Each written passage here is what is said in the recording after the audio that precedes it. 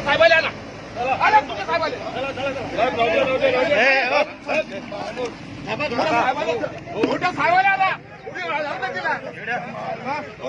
नाही साहेब तुम्ही नाही बोलू शकत मला तुम्ही बाळासाहेब कुठे घेता